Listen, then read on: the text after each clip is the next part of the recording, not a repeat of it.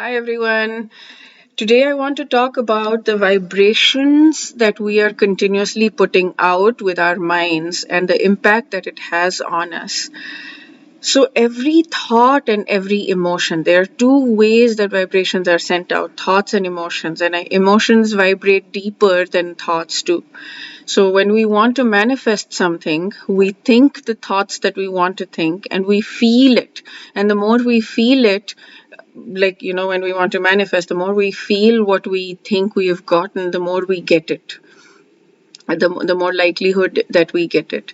So what does that mean? And like practically, on a practical level, like I've known this thing, we this is a very basic manifestation one-on-one. If you've watched The Secret, then you know about or read the book or read anything on manifestation, then you know about this, that your thoughts and your emotions create your vibrations, and your vibrations that you put out, the frequencies that you put out into the universe or God or whatever, will then give you whatever you want. So if you're thinking negative things, then you're going to attract negative things in your life. If you're thinking positive things, then you're going to attract positive things in your life. And that's why we are grateful as much as we can for everything that we have, so that we are putting out through thoughts and emotions gratitude and good things in our and therefore attracting good things into our lives. I don't quite know how it works in terms of karma and in terms of the connection with God, because this is not exactly the connection with God. But yeah, gratitude. Yeah, I'm not sure how that works with karma. But I'm going to talk about just the practical aspect of what it means to vibrate good thoughts and how to do that in a more practical way. So I've been on this personal growth journey for about 7 years, and I've been trying to do this vibration actually for longer than that. I watched The Secret maybe, I don't know, 8, 9 years ago or something. That was the first time I heard about law of attraction and manifestation and all of that. So I've been working on that, being grateful and being positive and a lot of that stuff. So there is a level that is deepening, and that is that our thoughts. So when what I have been doing, right, as a child, is many times I would just sit there, like, and earlier when I was a child, we didn't have cell phones or anything. So when I would be waiting for my dad to pick me up, then I would just be sitting there in the parking lot or wherever I was supposed to be waiting for my dad, and he would be doing his thing, and he would come and pick me up, and sometimes I'd be waiting for an hour or 2 hours.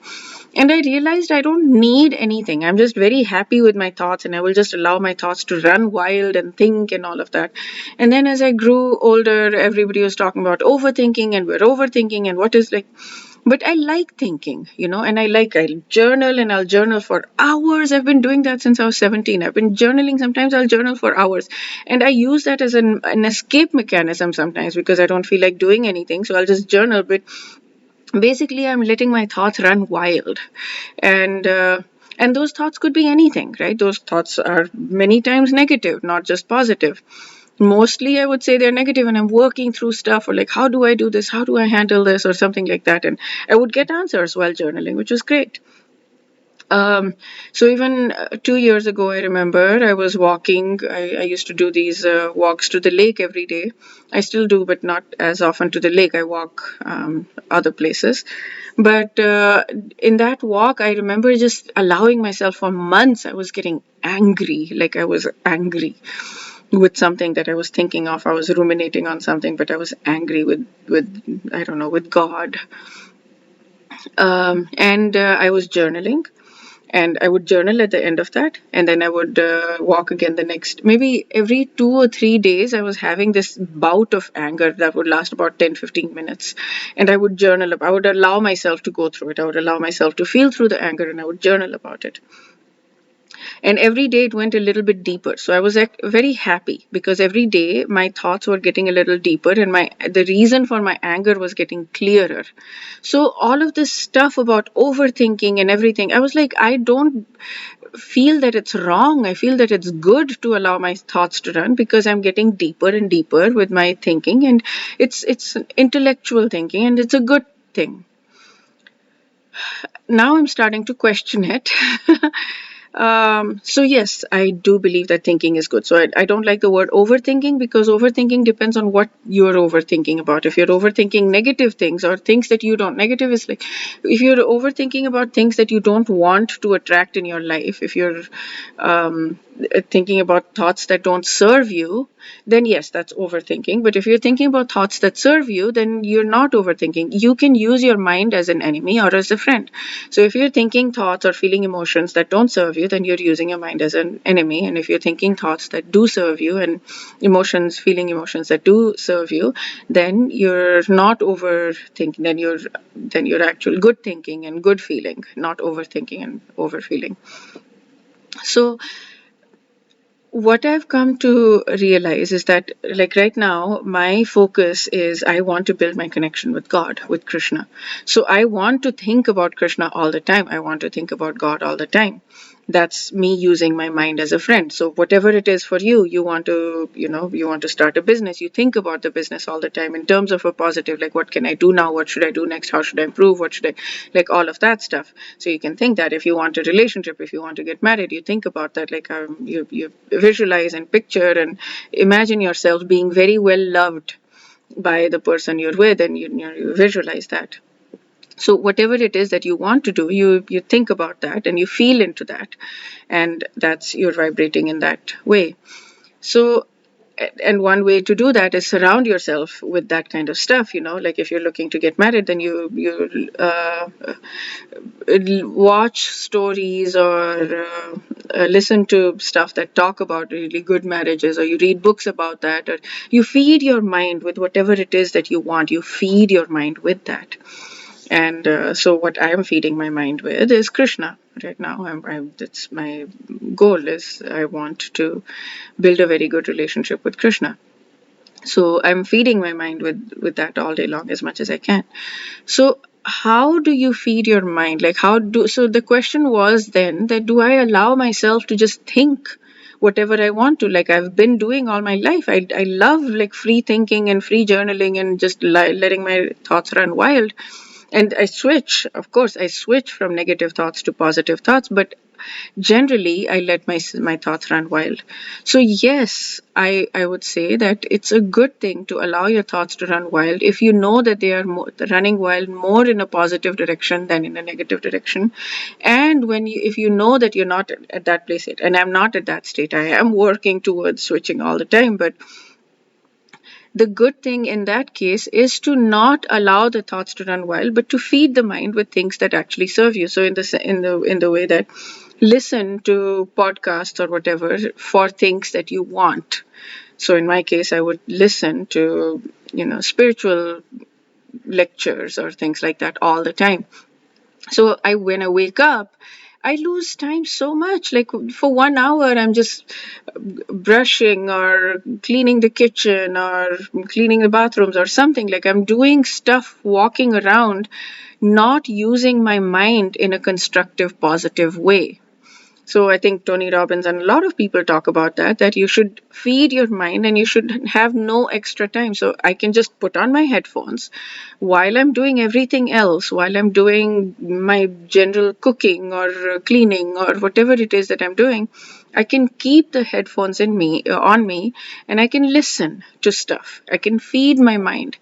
And but then my question is, when do I think? Because I am feeding my mind. Like I love feeding my mind. Absolutely. I listen to stuff all the time as well. But then I need to process it and I need to apply it. And the thinking that I do helps me apply it, because many times that's where the growth is. It's not just in hearing, hearing, hearing. If I'm just hearing, then I'm not processing and I'm not applying and I'm not meditating on it. So the thinking time allows me to meditate on it. So I have actually really valued that a lot in my life.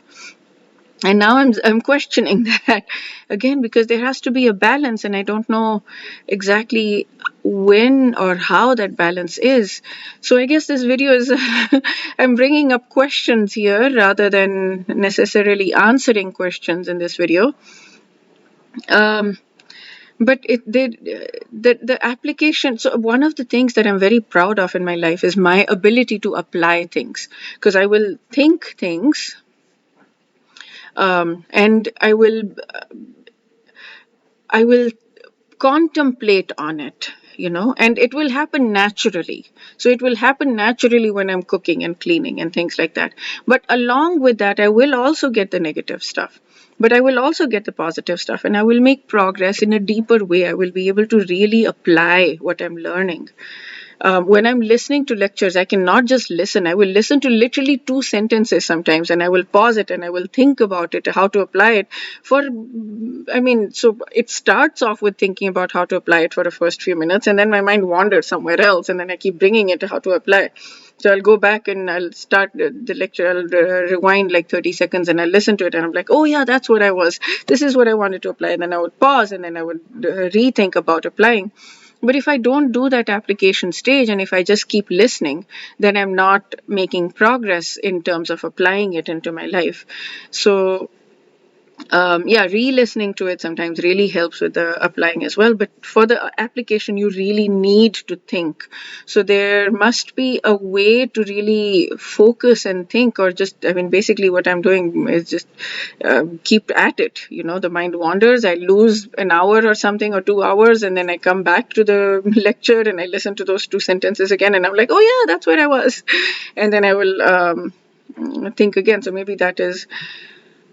Um, yeah. Okay. I guess I'm bringing up more questions. I thought when I started this video that I was going to say that you should feed your mind more, but then I worked myself out of it. I confused myself, I guess. So yeah, that's it. This is, if you guys have answers or clarity about how to handle this, please put it in the comments. I would love to hear from you.